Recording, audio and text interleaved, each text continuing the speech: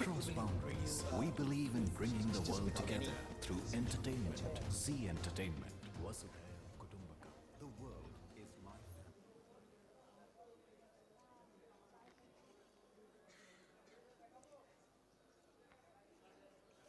Are we ready? Good morning, everybody. I think it's an absolute delight for me to welcome Margaret MacMillan.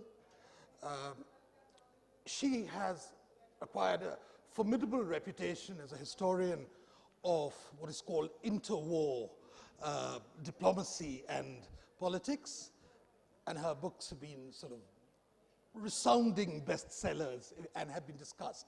But what is probably not known about this lady, who also is the warden of St. Anthony's College, Oxford, and warden, let me tell you, is not the gatekeeper.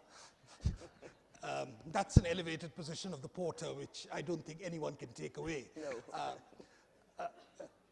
She began her academic career actually researching India and produced this wonderful book called Women of the Raj, which was printed in 1996, and alas, has been out of print for a long time. I was quite lucky because with my sort of interest in Raj memorabilia, I actually acquired a copy. Otherwise, it would have been a bit difficult at this point to have got it. But now, it's called Women of the Raj, the session, the book. But it would have been more appropriate had it been called the Memsabs. I think that's really what this session is all about. And the term Memsabs always evokes a lot of mixed feelings, if not sort of ridicule, sometimes a great deal of amusement. I recall when I was a student in Britain in the, well, early 70s, and there used to be a gentleman who was an absolute parody of the Bara Sahib. He was a fellow student, and he, before coming to India, I said, have you learned some smattering of Hindi? He said, yes, adequate to get by. So I said, what have you learned? He said, Daina jao, baya jao, mem sahab ko liye chai lao. So it's really about the Memsabs which we are going to talk about. So let me start off, Margaret, with why did you get interested in, of all things, the Memsabs, or rather the larger British, the expatriate colonial community in India? It's such a good question. I still don't know myself. It's never clear why you develop passions for particular things. But at some point I became fascinated by India, by this interaction between this very small group. There were never that many British here, a very small group, maybe 100,000, who ruled over this very, very large and complicated continent. And I thought, what must it have been like? What were they like? And what was the relationship between those people and the people over whom, for at least a brief period in India's history, they were going to rule? And so I began to read about it. It may have been partly family. My grandfather was on my mother's side, was in the Indian Medical Service, and my mother was born in Bangalore. And so as children, we heard some stories about it. So who knows? I mean, at some point, I just got bitten by the bug. And it was a wonderful excuse, I think, to do a thesis which made it imperative that I come and live in India for a year. And so I came and lived in Delhi, and I spent some time in Calcutta and some time in Bombay, or Mumbai, Bombay as it was then. And I've never regretted it. The Memsabs as a community was not a monolithic community. I mean, it covered a large number of people with different backgrounds, who were located in different parts of India, had different experience. Broadly speaking, they were found probably in the metropolitan cities, where they were the wives of either the officials or the boxwalas. Yeah. The boxwalas, incidentally, are those who were attached to the commercial firms. And in places like Calcutta, you still refer to the boxwala companies. So you had those, and then you had people in the tea gardens, the plantations, and a few isolated people. Now, is there a commonality between their experiences? I think that was very different if you lived in a city. You had access to shops, you had a different sort of social life. But I think there was a commonality because they were all very conscious that they were part of the Raj. and they were very conscious that they were part of a British community in India. And as the British became more and more entrenched in India, it became more important to show that they were a separate community. And they began to talk about themselves as a caste. They said, we are a separate caste, of course, the most important caste in India. And so even though people lived in the cities, or they lived in the cantonments, because there were quite a lot of wives of army officers, or they lived in remote tea gardens, or they lived sometimes up in the hills, they tended to have the same sorts of social life. They tended to use the same sort of language. There was an Anglo Indian language which they used, borrowing words, of course, from Indian, and their social customs were the same. So I think wherever you went in India, you would find similar social practices and similar attitudes among the British. The Memsahibs, of course, have got a slightly disreputable connotation with the term fishing fleet, which was part of the East India Company's experience, at least in the earlier days, when a lot of spinsters or young ladies were shipped and came to India in search of husbands. And I think they were given in the initial days, they were paid about a 6 months subsistence. And if you didn't get a husband at that point, it was absolute disgrace and you were shipped back. Was the attitude towards the Memsahibs, at least in the mother country, colored by this perception that these are basically people who are gold diggers? I think perhaps in the early days, the East India Company ran a very short experiment because there were lots of young men here and they were worried about them. And so they brought out some women from Britain in the 18th century. It was a complete disaster. And these women got better offers and ran off and had a wonderful time. And so they stopped that experiment very quickly. But what began to develop in the 19th century was young middle-class women who needed husbands. And you know, you have to have a certain sympathy for these women. They were looking for husbands because that was one of the few careers open to them. I mean, very few women went to university, very few women had careers of their own, very few women had means of their own. And so marriage was simply what was expected of you if you were a young middle-class woman. And if you were looking at it absolutely realistically, which they and their families were, you had a much better chance of finding a young Englishman to marry in India than you did in Britain, because the ratio of sexes was something like 7 to 1. And so they did come out, often had connections, and they would come out in the cold weather. They'd spend a season in India. In the summer, go up to the hills, and if they hadn't got themselves engaged, indeed, they'd sometimes stay for a second cold weather, but they'd often go back, and the lingo at the time, they called them the returned empties, which was, I think, very unkind. Very unkind. But a lot of the people who subsequently became Memsahibs contracted what might be called shotgun marriages of people who came on leave. Yeah. They had about a month to go. They were unfamiliar. They just sort of got married to whoever they could, the first person they met, literally sometimes. Yeah. And so it must have been a very traumatic experience for a lot of these women to come to India at this point, knowing nothing about the country, not knowing the language, not knowing the community, even the expatriate, the British community. So were there a lot of difficulties in adjustment, and how did they cope with it?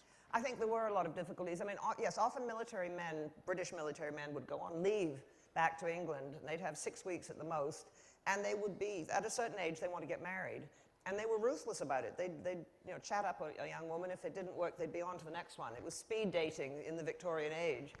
And they would often get engaged very quickly and then go back to India, and then the woman would follow maybe 6 or 9 months later. And there were many scenes when they'd arrive in somewhere like Bombay, and there'd be scenes of the young woman looking over the railing saying, I don't think I'll recognize him. You know, because they often hadn't really got to know each other and perhaps, perhaps not even exchange photographs. So I think it was a shock. And then they were landed suddenly in this bewildering world. And in so many of the accounts they wrote, you get these wonderful descriptions of the colors, the noise, the hubbub. Suddenly they're in this world. Sometimes the man couldn't come to meet them, and so they would have to go by train and partway across India to meet him. And so I think it was, I mean, they were quite brave, I think, in their own ways. And that's one of the things I tried to understand, because they are a caricature, as you were saying. I mean, if you read E.M. Forster, they are these harridans, these awful, unsympathetic, dreadful women. And I thought, what would it be like as a young woman to come out into this world which you don't know much about? And they'd been told stories. They'd be told stories on the ship, coming out, this will happen, that will happen. And they had wildly distorted views. I think they thought it'd be full of princes and elephants. And there's a wonderful story of a young woman who came out who'd been warned about mosquitoes and how dreadful they were and how painful they were. And the first time she saw an elephant, she said, oh, I now see why mosquitoes are so dangerous. But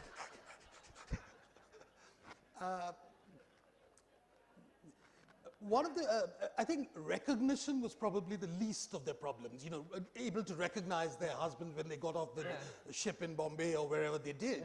I think in your book you have certain more rather complicated encounters with the new life, at least in the tea gardens, with the planters who ran extremely colorful parallel lives and then went out and shipped home a memsahib who was totally unaware that this is what their husband had been up to. I mean, local arrangements they used to be called. Well, I mean, it had been the practice in the 18th century for young men coming out from Britain, knowing that they probably would never get back again, or it was unlikely they'd get back again because the voyage was long and difficult, they might not survive for very long. And so they would often take local wives, they would take Indian wives, and many very happy relationships. And of course, William Dalrymple has written so well about this, about the white moguls in Lucknow. And you know, this, I think, was very much the pattern, and it was simply understandable. But as the Raj became more entrenched, and as the East India Company gave way to what was a highly official British society, the practice of young British men marrying Indian women was frowned upon, and in fact actively discouraged. I mean, it became something you couldn't do if you wanted to have a career in India. About the only place it survived was in the tea gardens, because they were remote enough. And I remember meeting a planter in the 1970s who told me about the Indian woman he'd married, and he was going back to England. He said, I'm very sorry, I can't take her back with me. I mean, it was a heartbreaking thing, I think more for her than him, although he was very sad too. And so yes, it would be a shock. These women would arrive from Britain into this very strange environment, and they'd suddenly find that down the road was a woman who had a long-established relationship with her husband and had children by him. And some of them stuck it out, some didn't. Some just gave up and went back to England. One of the important features in your book, you talk about the pivotal role played by the Baramem in making sure people settled down, were taught the sort of social mores, the customs, what to do and what certainly never to do. What were these broad guidelines? I mean, what were the social assumptions which shaped the Baramems and which were transmitted subsequently down? I think really two things. It's so interesting. One is that British society in India was very hierarchical. The government, at some point in the 1860s, I think, issued something called the Table of Precedence, which was meant only to govern official occasions. And so the Table of Precedence said, you know, if you have a viceroy, the viceroy sits here, the next senior woman sits next to him, the next senior man sits next to her, and so on it went down. It hasn't died. It hasn't died? No. Oh, well, I mean, I like tradition, but that's a bit much. But the British took it over, and they used it for all their ordinary social occasions. And so what it meant is that even at ordinary private dinner parties, there'd be this very strict pecking order. And the Borough Memsahib was always the wife of the most important man. And after dinner, the ladies would withdraw to powder their noses and so on. And even then, the hierarchy stood. And so the Borough Memsahib, if she needed to go to the lavatory, would go first. It would all be in order. And the most recently arrived woman would wait her turn until the Borough Memsahib had allowed her to do this. And the Borough Memsahib saw her role as making sure the young women knew how to behave. And they could be helpful. They could help them with families, with dealing with housekeeping, with looking after children. But they could be very formidable. I mean, they came up themselves through the ranks. And so they had been hardened over the years. And they were, you wouldn't want to tangle with them. Even today, I think if I met a Borough Memsahib, I'd behave myself. Probably what preoccupied the Memsahibs most were, and it comes out in the literature on this subject, is A, the kitchen, and B, the servants. How do you deal with the servants? What's allowed? What are the bounds? When does the Memsahib intervene? When does the Memsahib allow things to go on? What is a well-managed house? That seems to be a constant preoccupation in the literature on the subject. Well, it was a very complicated thing to run a household because, of course, these were the days, I was looking at the period mainly between 1880 and 1920, which was the height of the Raj and also the beginning of its rather rapid decline.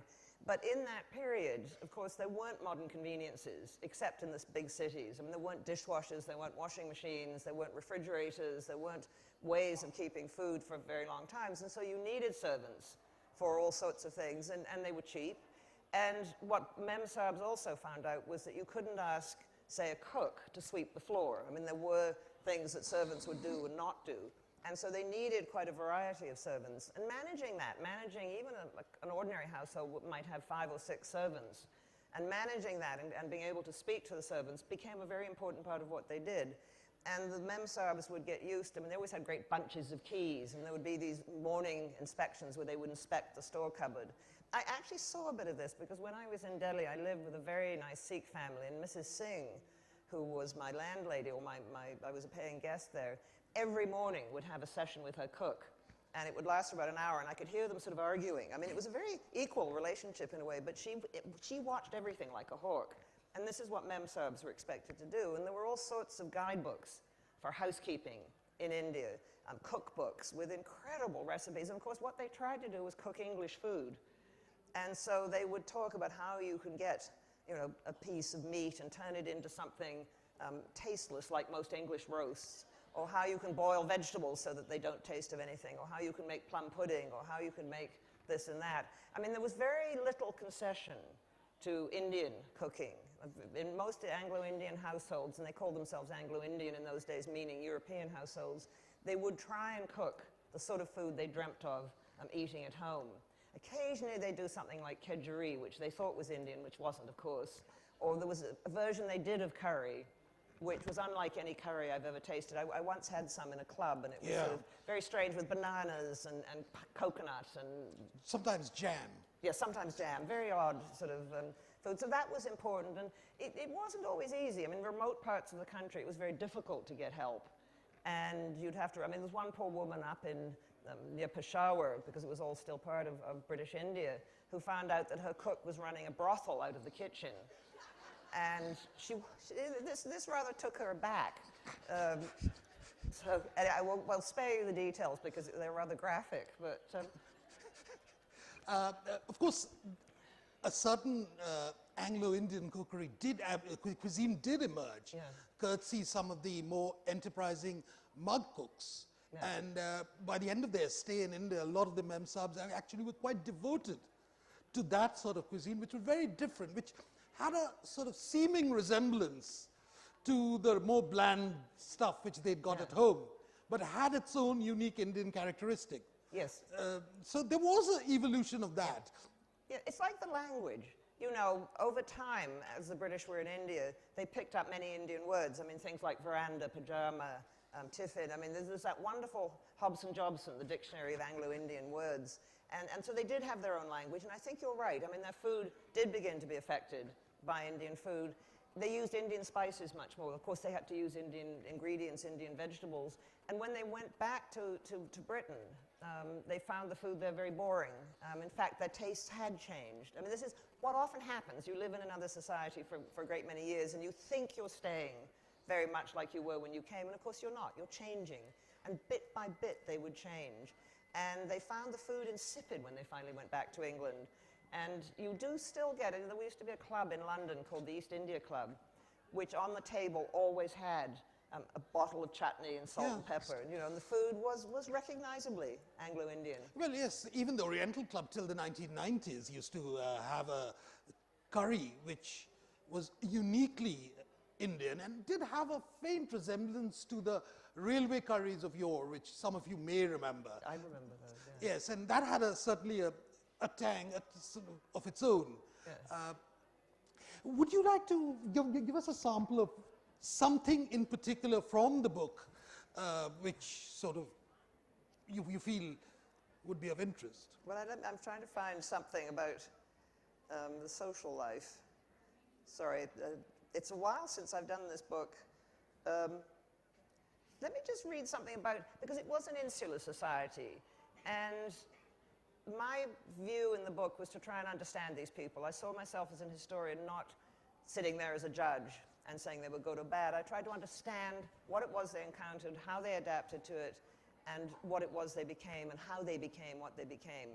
And I thought of myself, if I had come out here to India as a young woman, say in the 1880s, no family, coming out to marry someone I didn't know very well, would I cling to the little society of which I was suddenly found myself a part, or would I be bolder and would I say, I don't agree with a lot of you? Would I have dared to say to the Borough Mem Sahib, I think your attitudes towards India and Indians are ridiculous?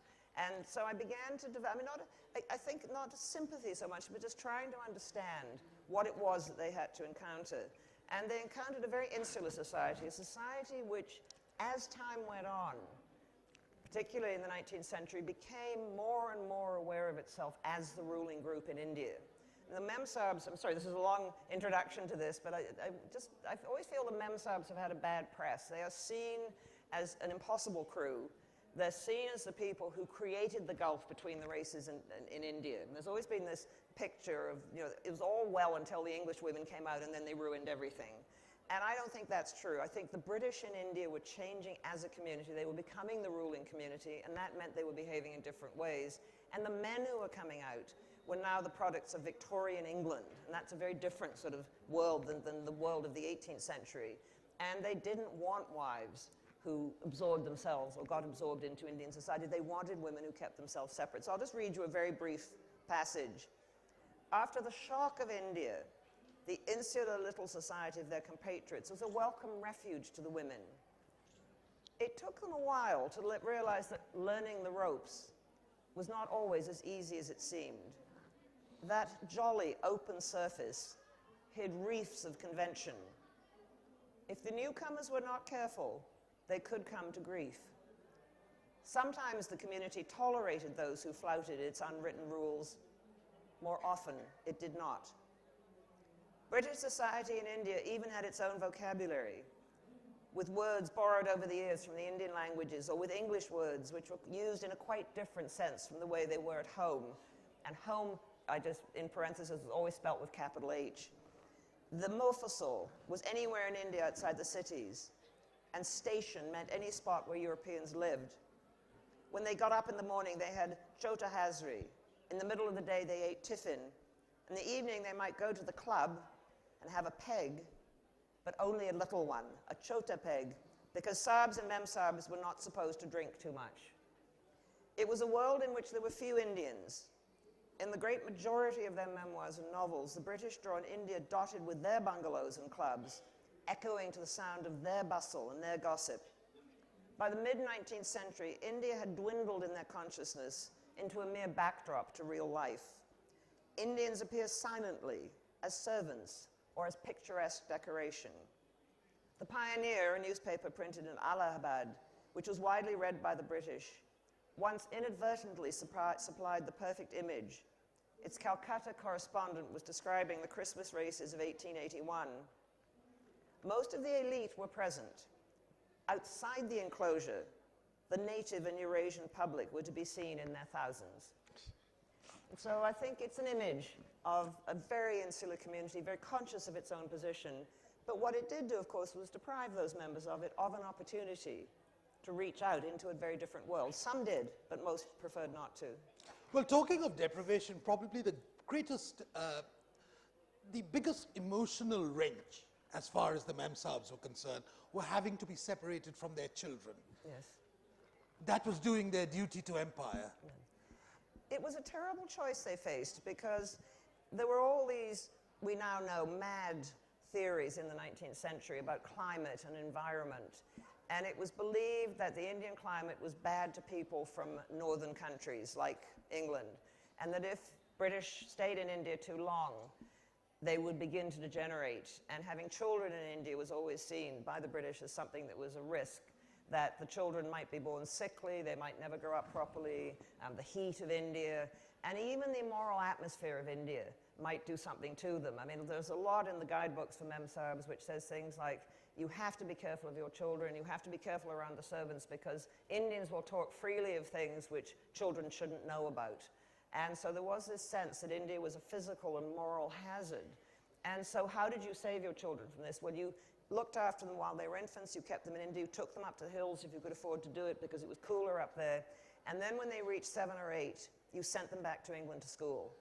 particularly important for the boys, because if they wanted to have a career in India, and often you got these families who came back generation after generation, they would not probably be able to get into things like the Indian Medical Service, the Indian Civil Service, unless they had a British education. Education in India, no matter how good, didn't count in the same way. So if you could afford it, you sent both girls and boys back. If you could not afford the whole lot, you sent the boys back, because at least for them, they would get a British education. And so the choice for the women was to, this was all, of course, before air travel, so it took at least 6 weeks to get back to England. It was expensive. So the choice for the women was to go back and stay with the children, leaving their husband for 2 or 3 years, not knowing what he might get up to, or stay with the husband, send the children off, and not see them for 2 or 3 years. And if you want to read a harrowing account of what this could mean, Kipling's Baba Black Sheep is very moving about this. I mean, he was one of these children who was sent back. At the age of 7, he suddenly found himself living with people he barely knew. They didn't like him. They adored his little sister. He was badly treated. I mean, I won't spoil the ending for you. There's a sort of happy ending, but not really, because he says at the end, once that iron has bitten into a child's soul, the child never forgets it. And so it was, I think, a very difficult thing and a very hard thing. And I remember reading in one memoir, a woman who said, wherever you go in India, you'll see on the dressing table of the Mem Sahib the pictures of the children she hasn't seen. And it meant that often they didn't have a relationship. When the children came back, they didn't really have a relationship with their parents. I mean, I interviewed one woman who'd been born in India, and I said, how do you remember it? She said, I hate it. I hate it because it separated me from my parents, and I never really reestablished a relationship. There was one young Englishman, I'm sorry, this is the last story I'll tell, but who came out to India when he was about 18, hadn't seen his parents for about 5 years, and he was changing trains in the middle of the night and went into, there's a big railway junction, I think it may have been Allahabad, went into the railway waiting room, and it was a darkened room, and he got into conversation with a much older man who was about to get a train in another direction. They were chatting. Just as their trains came in, they realized they were father and son. Yeah, but you know, what's quite interesting and intriguing at the same time is how, despite this emotional turbulence which they all went through, how successive generations, we almost developed a culture of families who had spent about 4 or 5 generations with India, despite the separation. Yes. What was it that always brought them back? And why did this, despite this prolonged separation, this absence of a normal childhood, why did it persist? I don't know. I mean, I think partly because India was good for careers. If you were a young Englishman without much in the way of private resources, you couldn't afford to go into one of the posh regiments in the British Army. It was difficult to get to university, difficult to become a lawyer, difficult to get into a lot of careers where a lot of careers depended on a private income. And so India, you could live on your income and you could live well. And so there was that. I mean, I think that's why my grandfather came out here. I mean, he was a poor boy from Wales, from a very small town, bright, good medical student, but to have got himself established in practice in England or Wales would have taken years. And he didn't have the resources, so he came out to India, which he loved anyway. He loved the life here. But I think also there was a way, these people were hybrids, even though they didn't recognize it, even though they tried to remain very English. In fact, they were partly Indian, and they did become partly Indian. And over the generations, they developed a feeling for India. I mean, they refused to get fully involved in India, but India affected them nevertheless. And I think they felt more at home here than they did elsewhere. I mean, so often, again, in the memoirs, you get descriptions of people going back to England, and they've spent their lives saying, we're going home. And they get there and they don't like it. And it's cold and it rains the whole time. And the servants are expensive and nobody wants to talk about India. And so they sit in places like Cheltenham, dreaming actually of coming back, but they don't, most of them. And so I think it's a complex, sort of a complicated relationship. But you do get these families from the 18th century onwards who come again and again and again. And I'm always struck, even as a Canadian, when I meet people in Canada, but certainly when I'm in Britain, how many people have family connections with India. You know, these have been generations of connections. Yes, of course, the portrait of the old doddering colonel always yellowed from the tropics. I've never understood why. No, I don't know why, but yes, with sort of Benares trays and tiger skins. Yes, and a lot of brass. Yes, lots of brass, yeah. Now let's get back to the demonology around the Mem Sahibs. The Mem Sahib has been accused in your, and from your account, probably unfairly, of actually creating these racial ghettos, which in the end undermined the empire more than anything else. That is what undermined the empire. And was it a singular contribution of the Memsahib? Or was Memsahib the unwitting victim of something which they'd found around it? I would say Or the mutiny, post 1857. Yeah, I would say much more the second.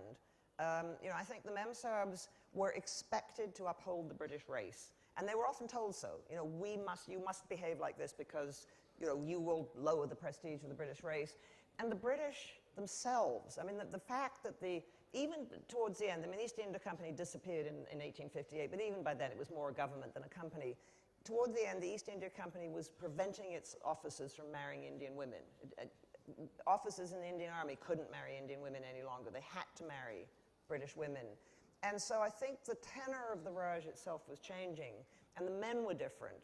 And there was also feeling, particularly after the mutiny, that they didn't want British women getting too closely involved in Indian society. And so if British women wanted to do, for example, teaching or welfare work or humanitarian work, they were actively discouraged because the view of the official British view was that it was by interfering in Indian customs that we provoked the mutiny. And we don't want that. We don't want our women getting involved in missions. We don't want our women supporting medical aid to medical hospitals for Indian women, because that will be seen by the Indians as us interfering, and it will just cause us trouble. And so the women found themselves in a very constrained position, and they were expected to be part of this society. They were discouraged from too close an involvement in India. They were discouraged from having Indian friends because that would somehow lower the cohesion of the community. And so I have a lot of sympathy. And there were still the very strong-minded women who said to hell with this and did their own thing, but you had to be pretty strong-minded. Yeah, let's come to those deviants, as it were. The deviants, yes. The deviants. There were always the deviant Memsahibs. Yeah, there were always the deviants. And they were very colourful people as well. Oh, they were wonderful. And some of them, of course, were intellectual or had tremendous powers of observation, were very good at writing or drawing. And some of the really interesting work that was done. If you look at the Calcutta Review, for example, which was a wonderful intellectual journal, a lot of the articles were contributed by women. Annette Beveridge, whose son, William Beveridge, later became the founder of the welfare state in Britain. Annette Beveridge did the first translation into English of the Baburnama, a very important piece of scholarship, which others have built on. And so you did have women who were really interested in what they saw around them, who investigated Indian archaeology, Indian painting, Indian music, who wrote about it, who wrote novels, some who were great naturalists, who went up and collected butterflies and plants. I mean, a lot of information about India was gathered by these women, and some did defy customs. I mean, there's a wonderful woman, her novels are more or less unreadable now, but she is fascinating, called Flora Annie Steele, who also wrote a famous cookbook. The Complete Indian Housekeeper and Cook, which is in itself worth reading. But she wrote a whole series of novels about India. She wrote a wonderful novel about the mutiny called On the Face of the Waters.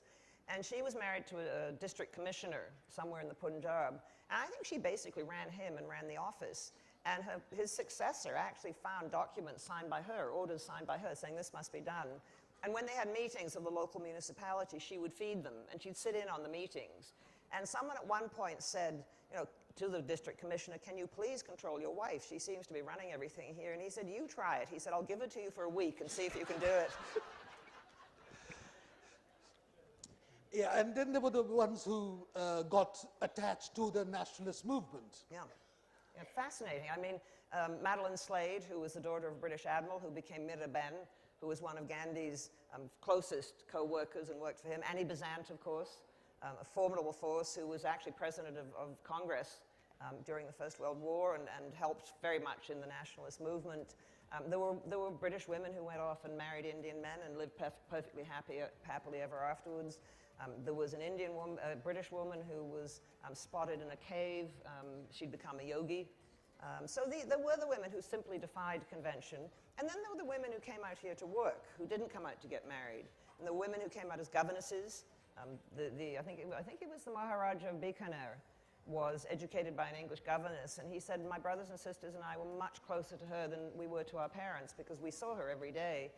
And she lived with them until she got very old. When she died, they built a cenotaph to her. So you had those sorts of women who came to work. Women increasingly came to work as doctors and nurses.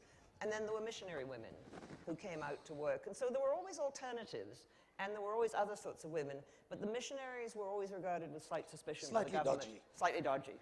Slightly potty, actually, I would say. Slightly potty, yes.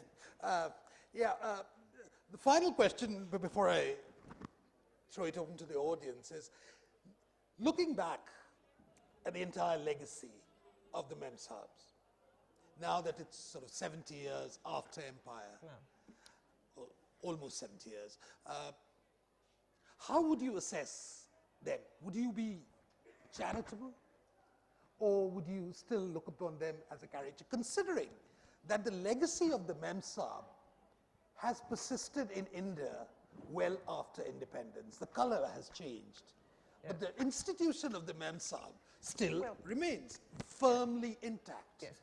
Well, but you had your own pretty strong tradition of strong mothers-in-law already. I mean, women, I think even, we always look back at women's history and we think they never had any role, they always had to do what they were told by men, but we know the reality is different. Women may not have official positions, but they often have very strong positions within the family and can be very important because they bring up the children. And they often have tremendous influence over the children. And so if you still have Memsahibs here, I suggest it's partly British tradition, but partly the way of the world. I mean, women often find ways of working in the interstices of society to, in fact, develop positions of status, even though they don't have formal status. But, I think when I think about the Memsahibs, I can look at them from the outside and say, pretty awful, they said awful things often, but what we have to do, I think, always, as historians, is say, what would we have done in the same circumstances? What would we have done? What would I have done if I had come out, as I said earlier, as a young woman? Would I have said, I don't care about these conventions, I'm going to do my own thing? Or would I have said, at least there's one place where I'm safe? And I may not like the rules, but there are rules. I can follow them. I can fit in. I will have this framework around me. And so I think what we can do, and it's up to everyone else can judge, but I think what we can do is understand. I think that's what we should do as historians, is try and understand them, try and see what made them become what they were. And that's the best we can do, I think. I think the mere fact that we can have a very convivial conversation on the institution of the Memsahib after 70 years after independence is a commentary on their legacy. Questions? I'm sure a lot of people have.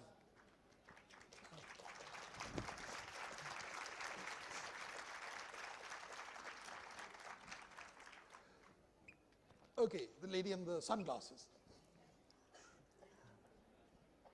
Thank you. That was a lovely, engaging session. A question from me is that considering how women's fortunes, their well-being was often tied to a male figure, a father, brother, husband, do we know what happened to the returned empties, the poor returned empties? No, I'm afraid they fade into history.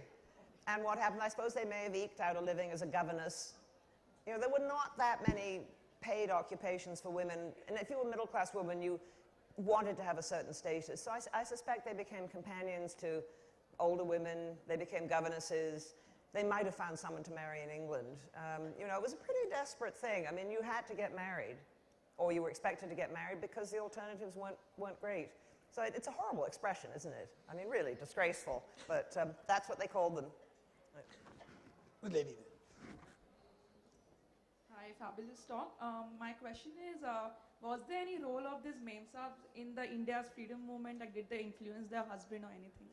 Well, it's interesting, actually, because some of them, possibly because women, also British women, knew what it was like to live under the rule of others, because they had to defer to their husbands or they had to defer to the Borough Memsahib.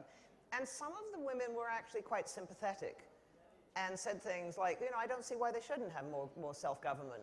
And you suspect that it's because they would have liked a little bit more self-government as well.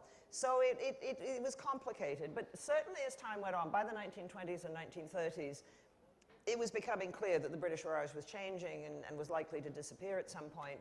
And quite a lot of the women who came out, in fact, did begin to establish relationships on much more of a basis of equality. I mean, the relationships that women in the 19th century had with Indians tended to be master-servant or mistress-servant. But by the 1920s and 1930s, you were getting English women who were becoming very good friends with Indian women. And it was, I think, reflecting a changing relationship. I mean, Indians were participating much more in the government of India. and I think much more self-confident about their own culture. And I think you do see a change in the relationship and friendships being made much more across the races, which I think both sides benefited from, or I like to think that both sides benefited from. Yeah, I think there's the contrast. If you look at the mutiny memoirs, and there's quite a volume of them, it's quite a number of them. And if you compare it to, say, someone like Paul Scott's writings in the twilight years of the Raj, and I think you find a discernible social difference, and about people actually engaging more and more India, and of course coming to grief as a result of that, they would say. But it's very difficult to have a proper, ordinary human relationship when one group thinks they're superior to the other. You know, one group is very conscious of its role as the ruling class, and as the British confidence was shaken, of course it was shaken by the First World War as well, and they were no longer as confident in themselves, in their right to rule India. I mean, 19th century was this easy assumption that Britain and British society was superior in all ways to Indian society. And British art was obviously so much better than, you know, Mughal miniatures, or English music was obviously, to them, so much better than Indian music. They no longer felt that by the 1920s and 30s. They had begun to shift in their perception. I think it helped that Indians now had much more political power. Yeah, and I think probably after the sort of fall of Burma and Singapore, I think the self-esteem of the British as a community, as a sort of resolute, stiff upper lip community, was irrevocably destroyed when the sort of stories of that came out and actually filtered through to India. Particularly Burma, I think was a very, very important.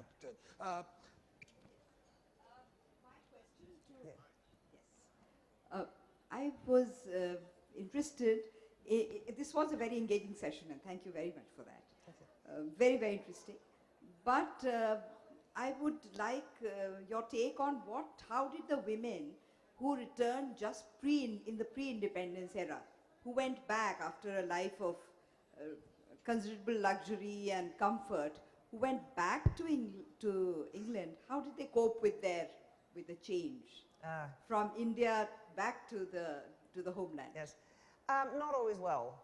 And remember, of course, they went back to an England after 1945 that had rationing, and was going to have rationing up until the mid-1950s. In England, where there were tremendous shortages of things like coal, and of course they couldn't get servants because there simply weren't the servants to be got. They found it cold, they found it miserable, they found their pensions didn't go all that far, and I think a lot of them were very unhappy. Some, of course, stayed on in India. You know, there's that lovely Paul Scott book, Staying On, which is about this. But I remember when I was here as a student going up to Shimla, and actually meeting a couple of elderly ladies who had chosen to remain in India simply because they felt more at home here. I mean, they still were very Anglo Indian in their attitudes and so on, in the old sense. But I think they found it difficult. Quite a lot, and this was a pattern that had been established earlier, quite a lot of people who retired from India didn't go back to England at all. They went to places like Canada and Australia and New Zealand, other parts of the empire. And my grandparents had a farm in Ontario. On the next farm is an Indian bungalow, which was built by a retired colonel from the Indian Army, Englishman, who, and it looks very odd in the middle of southern Ontario, but here is definitely an Indian bungalow with verandas around it. It looks particularly odd in the winter when they're stacked up with snow. But you did get people often not going back to England and going elsewhere. But I think they were often unhappy in England when they did go back. It's a common theme. It's in the John Osborne play, Look Back in Anger. You know, there is the sense of a lost world. Yes, I think there's a novel waiting to be written about, just as you had the staying on, going home. Going home, yes. There's a lady waiting.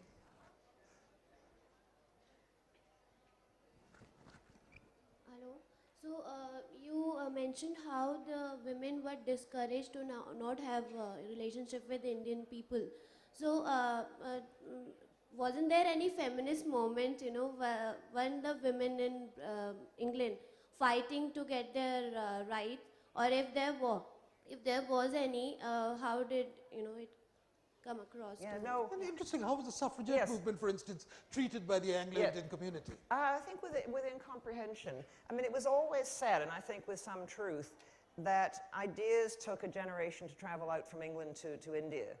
And when English people came out just as tourists and traveled around India meeting other English people, they were struck by how incredibly old-fashioned they were, how their attitudes were a generation earlier. And this often happens with exile communities. I mean, you leave your homeland when you're quite young, you move somewhere else, and you keep the ideas and attitudes of your youth, And you assume that the homeland has kept them as well. And one of the shocks the British always had is when they went home on leave and things had changed. And you'll get these wonderful things of army colonels saying, the place is full of young men writing poetry with long hair. What's happened to the English? You know, and so I think suffragette ideas, it's such a good question, but there's very little impact, as far as I could see, on the thinking of the British in India. I mean, they were still thinking 30 years earlier. It begins to change again by the 1920s and 1930s, and you get young people coming out to join, for example, the Indian civil service, who no longer really believe that it's going to be there forever, no longer believe the Raj is going to be there forever. You get people from, like Leonard Woolf, who was married to Virginia Woolf, who worked in Sri Lanka, in what was then Ceylon, in the civil service there, who comes with a very different attitude and a very different set of values. But it took a long time. I mean, I think what's so striking about the British, mainly English, no, it was British, because there were a lot of Scots here as well, and Welsh and Irish, but what's so striking about the British community in India is how they are really rather old-fashioned, and their ideas are often a generation out of date. So although I'd like to say that the Memsahibs suddenly all became great suffragettes, they didn't. My question is, did Memsahibs also... Goodness. Yeah. Did Memsahibs also author some memoirs? And did they intervene or interfere in administration at that time? Yeah. The Memsahibs certainly wrote memoirs. I relied a lot on that. And so, very few interfered in the administration. I mean, Flora Annie Steele was a real exception. But their memoirs are interesting, as much for what they say as for what they don't say.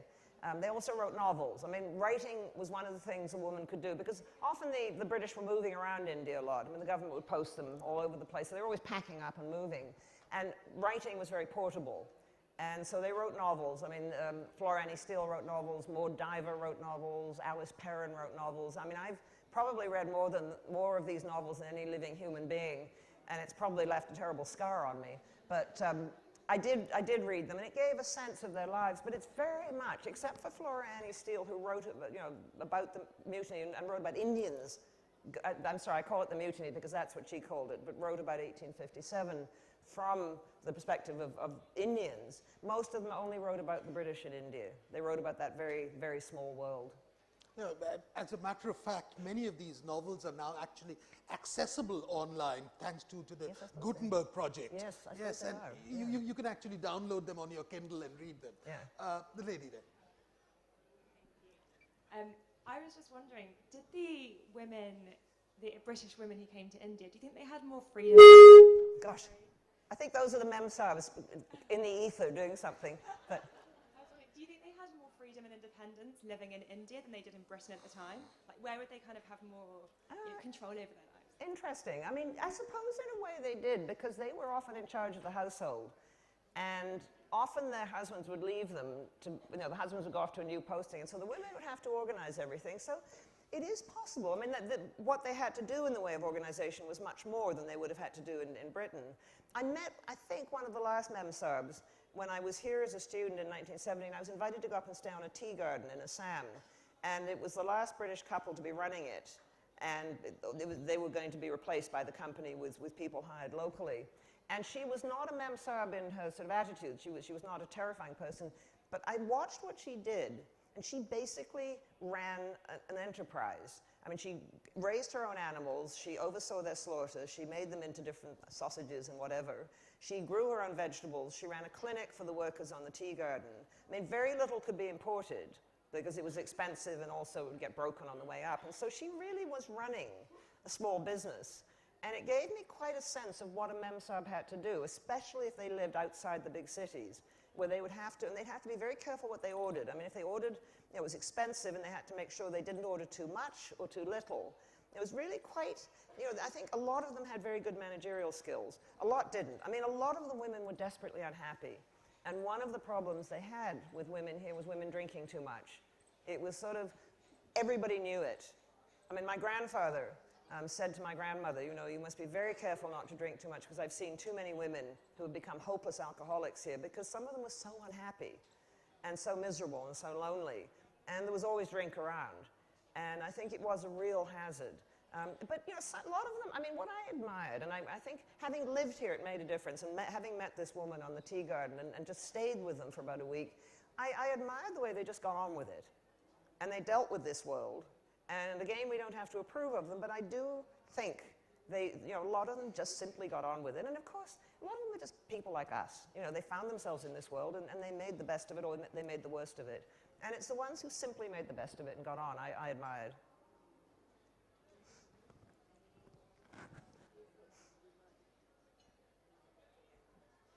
Thank you.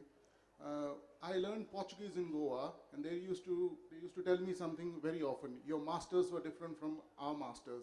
Now, the whole idea of distancing yourself from the Indian community apparently was not there to that extent in Goa in case of the Portuguese. Second thing, the works written by people from Europe about India, especially related to history, are often analyzed. I did my master's in German from the University of Pune.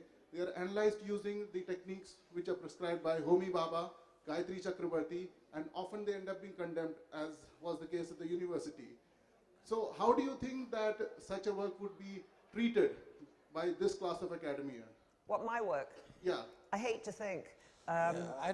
Yes, interesting. Will they even read it? Will they even deign to read it? Yes. Well, yes, if they read it, they may well disagree with my approach. But I like to think as an historian, I approach as much as I can things objectively. And as I said earlier, I don't see myself in the position of a judge. I see myself in the position of someone trying to understand, and trying to understand it from inside, trying to understand what made these people like what they were.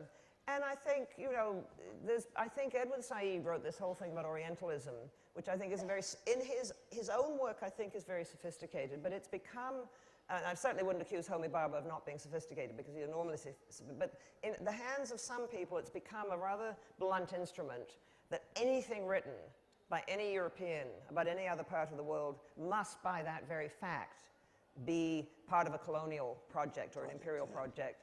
I'd like to think that not everything written was like that. I mean, I think it is possible to have a genuine interest in things. I mean, I don't think Annette Beveridge translated the Barbonama because she was in some way trying to appropriate that and weave it into the tale of the Raj. I think she was just interested in it. And I don't think Sir William Jones, the great Sanskrit scholar, who was the Calcutta High Court judge in the 1790s, was trying to appropriate Sanskrit for the colonial or the imperial project. I think he really just found it interesting. I think we have to leave room for people to be interested. I mean, I think, you know, people from India who are interested in English literature, I mean, can they not just be interested in it because it's a literature that appeals to them rather than a literature which says something about a power relationship? I like to think so, because it seems to me otherwise we're not going to be able to engage with each other. We'll always be worried about the political context. And so I like to think as an historian that I can try and approach a community, which was not my community, it was a very different community from mine, but perhaps try and understand it, and perhaps try and understand something of the complexities involved when different cultures meet and how they engage with each other. And of course, it's not a formula for a happy engagement when one is in control. That's the trouble with empires. Someone's in charge and someone isn't in charge, and that makes it difficult. And that's why I think, to go back to what we were saying, in the 20s and 30s and 40s, the relationship changed because the power relationship was changing, and I think it became a much more interesting relationship for both sides because they were now approaching each other much more as equals. I've been told that we've sort of generally run out of time, and these